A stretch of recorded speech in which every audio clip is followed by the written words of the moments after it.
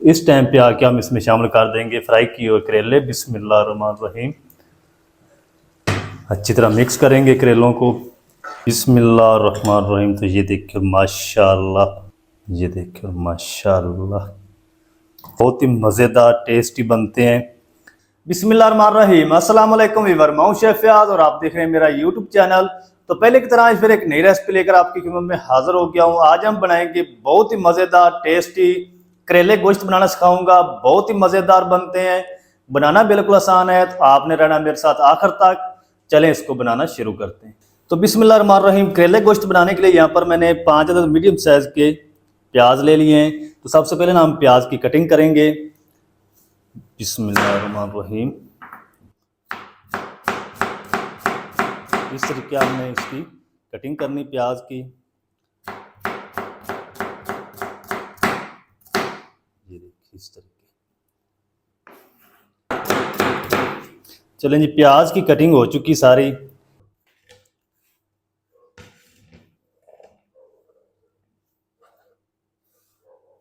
तो चलें जी, अब मैंने ये मीडियम साइज़ के तकरीबन 5 लाल टमाटर ले लिए हैं, तो इनकी भी हम कटिंग कर लेंगे।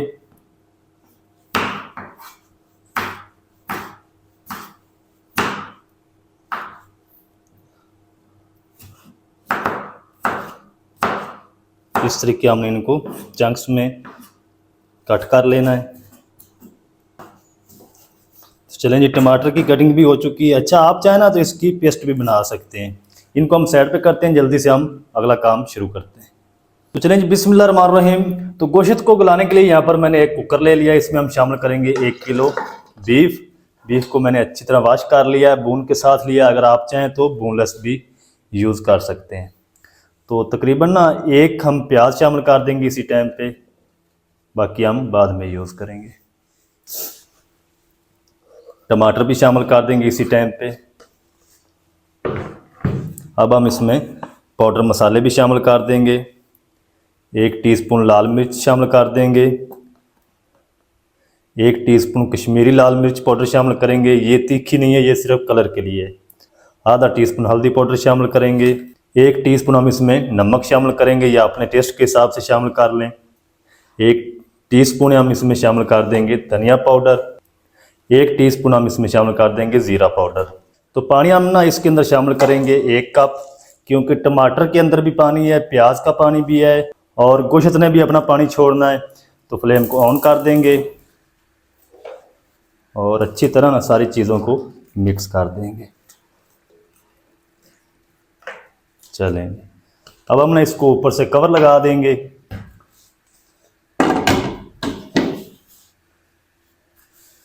वेट भी लगा देंगे। वेट ऑन होने के बाद, यानी सीटी इसकी ऑन होने के बाद, हम इसको 20 मिनट प्रेशर पे रखेंगे। आप अपने गोश्त के हिसाब से रखें, जानवर छोटा है बड़ा है उस हिसाब से आप इनको प्रेशर दे सकते हैं। तो इसको हम साइड पे करते हैं, उतनी देर में हम करेले रेडी कर लेते हैं। तो यहाँ पर मैंने 1 किलो करेले ले लिए हैं। ये फार्मी करेले हैं, लंबे जो होते हैं। तो इनकी ना हमने कटिंग करनी है। किस तरीके करनी, इस तरीके हम इसको कट लगाएंगे साइडों पे। चलें, दरमियान से कट करेंगे इस तरीके। और ये जो अंदर का इसका गूदा है ना, इसका बीज, वो हम निकाल लेंगे इस तरीके। इस तरीके सारे हम साफ कर लेंगे बिल्कुल आसानी से। ये अंदर से जो बीज है ये रिमूव हो जाएगा। ये देखिए, तो सारे मैं बीज निकाल लूँ, इसके अंदर से सफाई कर लूँ, फिर मैं आपसे मिलता हूँ। तो चलें जी, करेले मैंने अंदर से अच्छी तरह साफ़ कर लिए, सारे बीज रिमूव कर दिए हैं।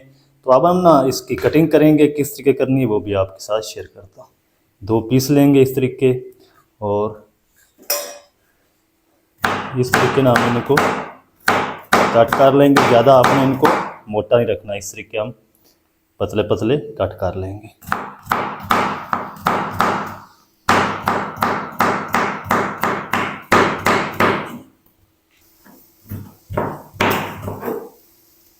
चलें जी, करेलों की सारी कटिंग हो चुकी है। अब हम ना इसको शामिल कर देंगे एक बाउल में,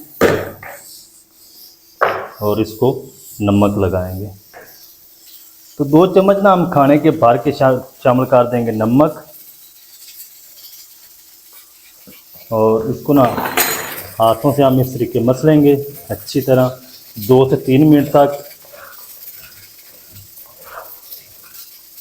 चलें जी, तकरीबन 3 मिनट तक अच्छी तरह मसल लिया है नमक लगाने के बाद, और अब हम इसको छोड़ देंगे तकरीबन 15 से 20 मिनट। तो गोश्त भी हमारा गल जाएगा और करेले की कड़वाहट भी कम हो जाएगी, इनका सारा पानी रिलीज़ हो जाएगा। फिर मैं आपसे मिलता हूँ 20 मिनट के बाद। तो चलें जी, करेलों को ना तकरीबन 20 मिनट हो चुके हैं, तो करेलों ने अपना पानी सारा छोड़ दिया, ये देखिए। और अब हम ना इसको ताज़े पानी से अच्छी तरह 3 से 4 पानी से वॉश कर लेंगे।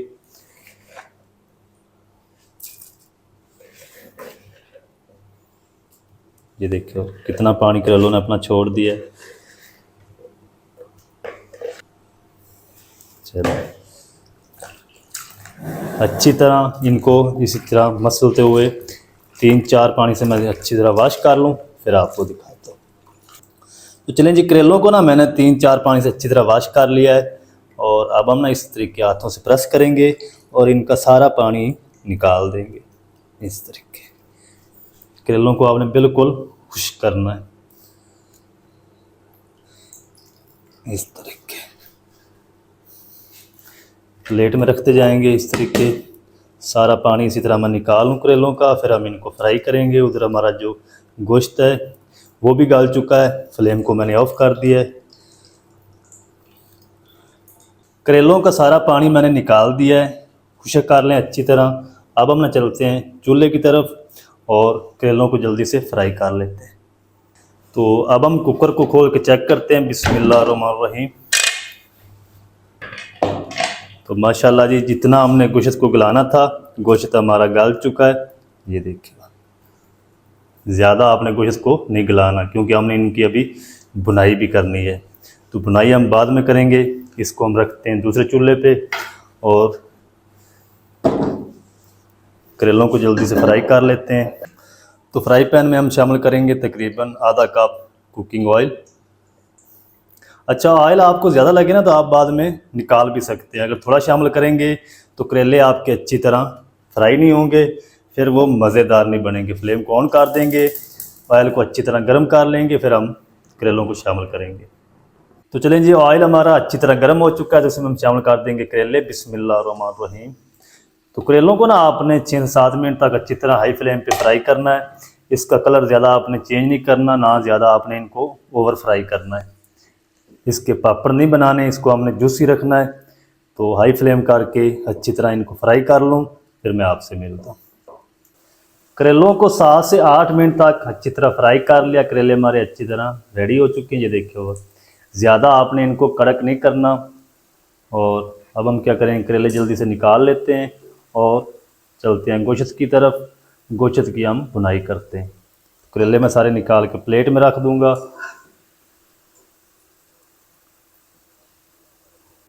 तो फ्लेम को थोड़ा सा हाई करके ना हम जो पानी खड़ा है इसके अंदर, गोश्त के अंदर, इसको हम खुश्क कर लेंगे हल्का सा।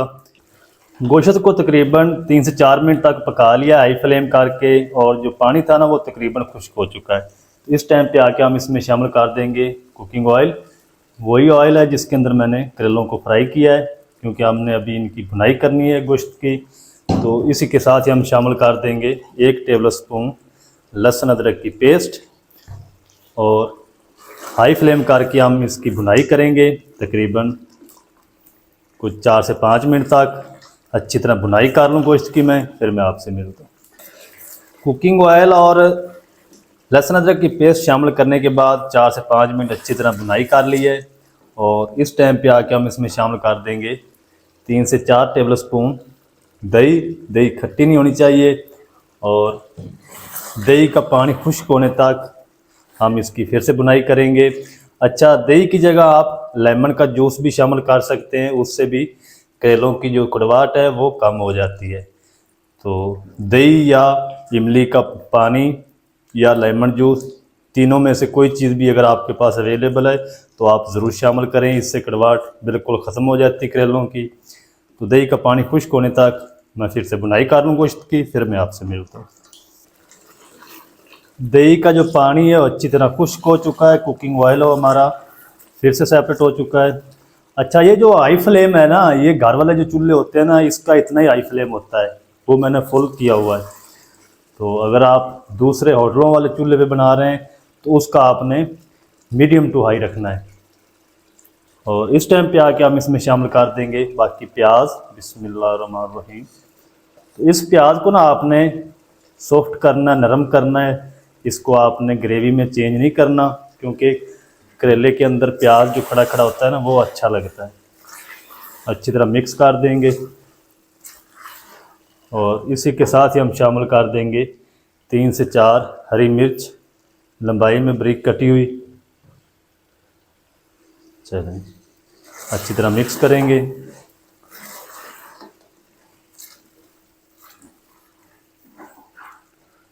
चलें, फ्लेम को लो कर देंगे और ऊपर से कवर लगा देंगे।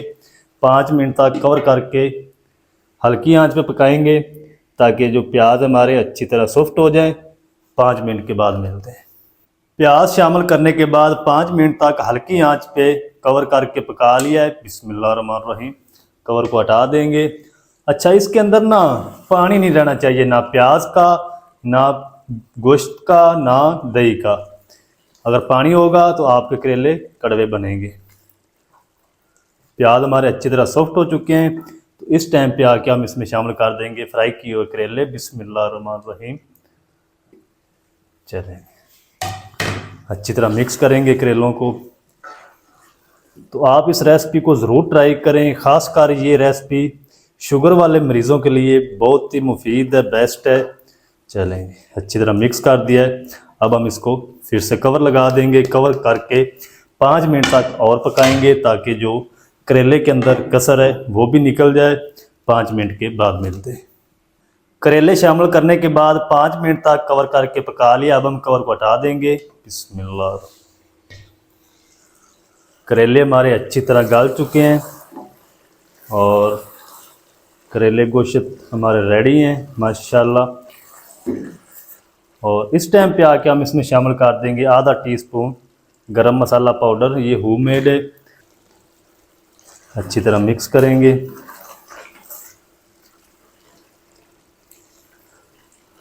और आखिर में हम इसमें शामिल करेंगे हरा धनिया। बिस्मिल्लाहिर्रहमानिर्रहीम। चलें, फिर से मिक्स करेंगे। चलें, मिक्स कर दिया है। अब हम ना इसको कवर कर देंगे, फ्लेम को ऑफ रखेंगे।